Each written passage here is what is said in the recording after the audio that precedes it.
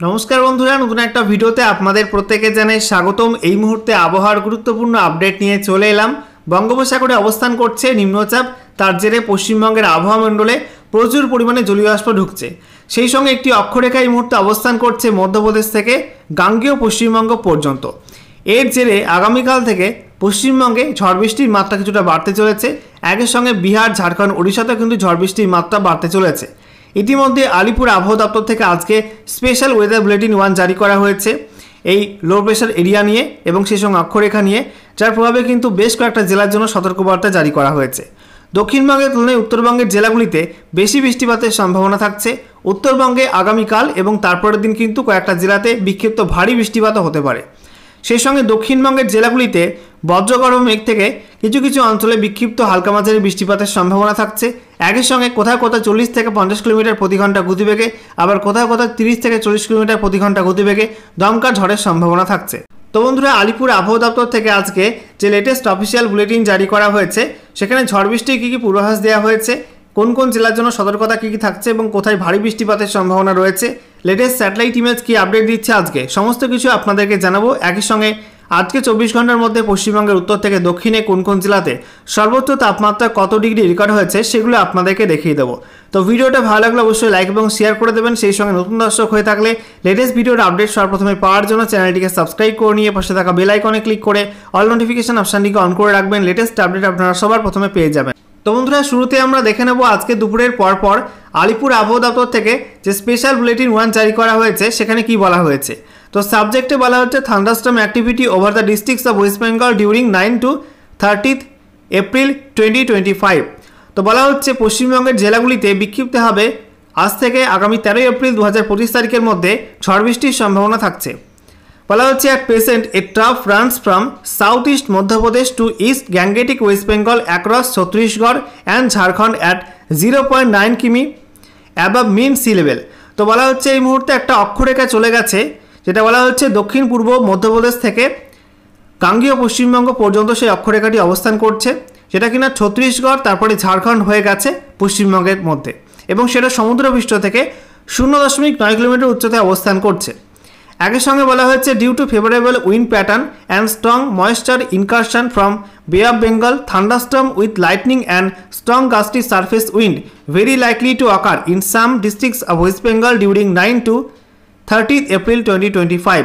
তো বলা হচ্ছে এই যে একটা অক্ষরেখা অবস্থান করছে পশ্চিমবঙ্গের ওপর, একই সঙ্গে বঙ্গোপসাগরে একটা নিম্নচাপ রয়েছে, তার জেরে প্রচুর পরিমাণে জলীয় বাষ্প ঢুকছে পশ্চিমবঙ্গের আবহাওয়া মণ্ডলে। এর জেরে কিন্তু ঝড় বৃষ্টির অনুকূল পরিবেশ তৈরি হচ্ছে।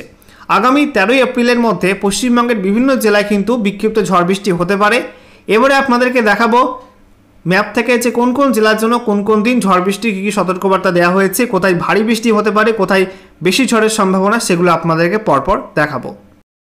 তো দেখতেই পাচ্ছেন বলা হয়েছে ওয়েদার ওয়ার্নিংয়ে আজকের বাকি সময়টা এবং আগামীকাল 10 এপ্রিল 2025 সকাল 8:30 পর্যন্ত এই সময়ের মধ্যে উত্তরবঙ্গ জুড়ে কিন্তু ঝড় বৃষ্টি হলুদ সতর্কবার্তা দেওয়া হয়েছে। বলা হচ্ছে দার্জিলিং, কালিম্পং, জলপাইগুড়ি, আলিপুরদুয়ার, কোচবিহার, উত্তর দিনাজপুর, দক্ষিণ দিনাজপুর, মালদা এই সব জেলা কোনো কোনো অংশে বিক্ষিপ্ত বজ্রমেঘ তৈরি হতে পারে, সাথে বজ্রপাতের সতর্কবার্তা থাকছে। এবং বলা হয়েছে কোনো কোনো অংশে 40 থেকে 50 কিলোমিটার প্রতি ঘন্টা গতিবেগে দমকা ঝড়ের সম্ভাবনা রয়েছে, বিক্ষিপ্ত হবে। দক্ষিণবঙ্গের ক্ষেত্রে বলা হয়েছে খুব একটা সতর্কবার্তা দক্ষিণবঙ্গের জেলাগুলি থাকছে না, শুধুমাত্র মুর্শিদাবাদ জেলা, বীরভূম জেলা এবং পশ্চিম বর্ধমান জেলা কিছু অংশে বিক্ষিপ্ত ঝড় বৃষ্টি হতে পারে যদি বজ্রমেঘ তৈরি হয় তবে, নাহলে কিন্তু হবে না। এবং এই 3 জেলার জন্য হলুদ সতর্কবার্তা দেওয়া হয়েছে। সাথে বলা হয়েছে কোনো কোনো অংশে 30 থেকে 40 কিলোমিটার প্রতি ঘন্টা গতিবেগে দমকা ঝোড়ো হাওয়া বয়ে যেতে পারে। এছাড়া পশ্চিম মেদিনীপুর এবং পূর্ব মেদিনীপুর এই 2 জেলায় কিন্তু বিক্ষিপ্ত বজ্রমেঘ তৈরি হতে পারে, একদম হালকা সম্ভাবনা আছে, এবং এই 2 জেলার জন্য কিন্তু হলুদ সতর্কবার্তা দেওয়া হয়েছে। তবে দক্ষিণবঙ্গের বাকি জেলাগুলি অর্থাৎ নদিয়া, পূর্ব বর্ধমান, বাঁকুড়া, পুরুলিয়া, ঝাড়গ্রাম, হুগলি, হাওড়া, কলকাতা, উত্তর এবং দক্ষিণ 24 পরগনা এই সব জেলাগুলির জন্য কিন্তু কোনো ঝড় বৃষ্টির সতর্কবার্তা দেওয়া হয়নি। এরপর 10 এপ্রিল 2025 থেকে বৃষ্টিপাতের সম্ভাবনা একটু বাড়বে। বলা হয়েছে 11 এপ্রিল 2025 সকাল 8:30 পর্যন্ত এই সময়টার মধ্যে উত্তরবঙ্গে দার্জিলিং, কালিম্পং, জলপাইগুড়ি, আলিপুরদুয়ার, কোচবিহার, উত্তর দিনাজপুর, দক্ষিণ দিনাজপুর, মালদা গোটা উত্তরবঙ্গ জুড়ে কিন্তু ঝড় বৃষ্টির হলুদ সতর্কবার্তা দেওয়া হয়েছে। বলা হচ্ছে এই সব জেলায় কোনো কোনো অংশে বিক্ষিপ্ত বজ্রমেঘ তৈরি হতে পারে, তা থেকে দমকা ঝোড়ো হওয়ার সম্ভাবনা রয়েছে কোনো কোনো অংশে।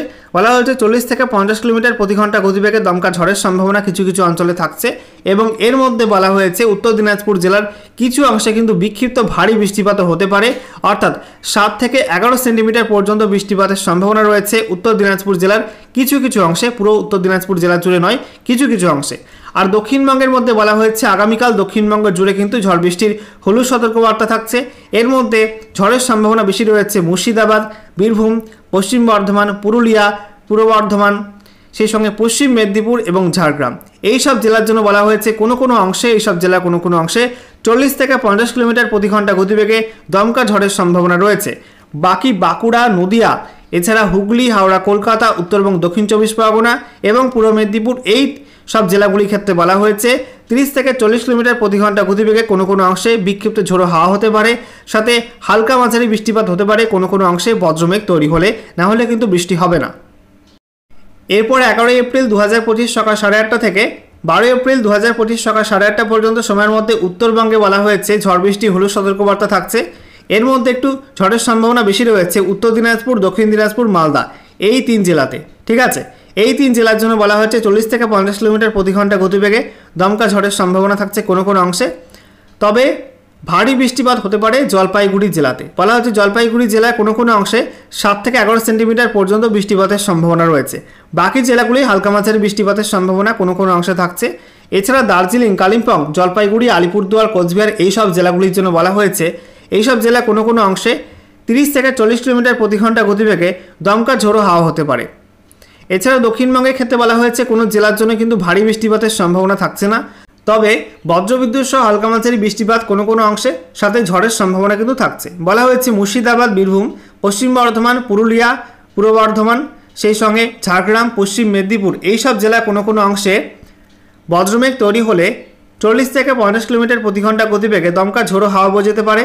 সাথে বলা হয়েছে নদিয়া, বাঁকুড়া, হুগলি, হাওড়া, কলকাতা, পূর্ব মেদিনীপুর, দক্ষিণ 24 পরগনা এবং উত্তর 24 পরগনা, এই সব জেলা কোনো কোনো অংশে বজ্রমেঘ তৈরি হলে 30 থেকে 40 কিলোমিটার প্রতি ঘন্টা গতিবেগে দমকা ঝোড়ো হাওয়া বয়ে যেতে পারে।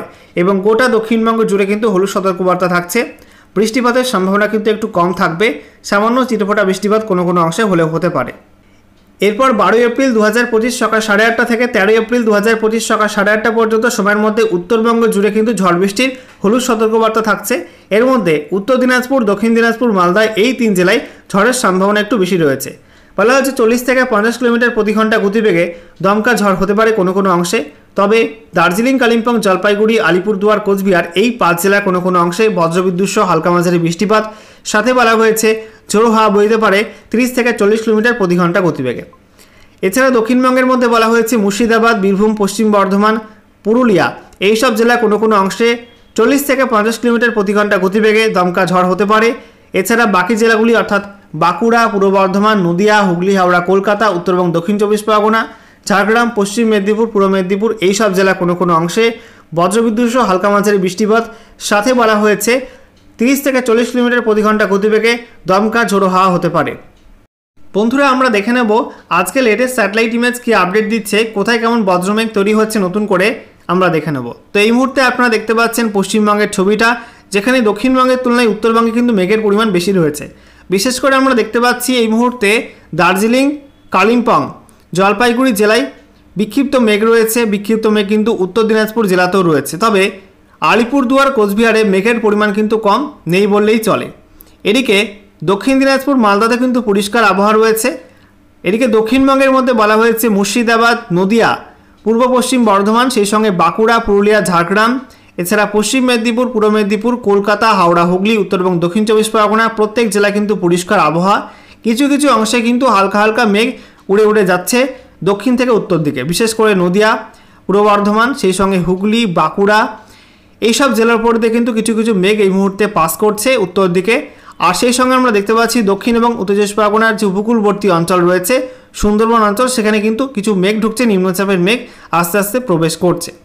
এছাড়া আমরা দেখতে পাচ্ছি এই মুহূর্তে ঝাড়খণ্ডের ওপর কিন্তু বজ্রমেঘ তৈরি হয়েছে। বিশেষ করে আমরা দেখতে পাচ্ছি পশ্চিম ঝাড়খণ্ড এবং সংলগ্ন বিহারের ওপর কিন্তু বজ্রমেঘ তৈরি হয়েছে। তার জেরে কিন্তু আজকে রাতের মধ্যে ঝাড়খণ্ড এবং বিহারের কিছু কিছু অংশে বজ্রবিদ্যুৎ সহ বৃষ্টিপাত, সাথে বিক্ষিপ্ত শিলাবৃষ্টি হতে পারে কিছু কিছু অঞ্চলে। মধ্য ভারতে আমরা দেখতে পাচ্ছি মধ্যপ্রদেশ এবং ছত্তিশগড়েও কিন্তু বজ্রমেঘ তৈরি হয়েছে, যেহেতু একটা অক্ষরেখা চলে গেছে মধ্যপ্রদেশ থেকে ছত্তিশগড় হয়ে তারপরে ঝাড়খণ্ড হয়ে পশ্চিমবঙ্গ পর্যন্ত, এর জেরে কিন্তু বজ্রমেঘ তৈরি হয়েছে এবং আজ কিন্তু পূর্ব মধ্যপ্রদেশ এবং সেই সঙ্গে ছত্তিশগড়েও বজ্রবিদ্যুৎ সহ বৃষ্টিপাতের সম্ভাবনা থাকছে।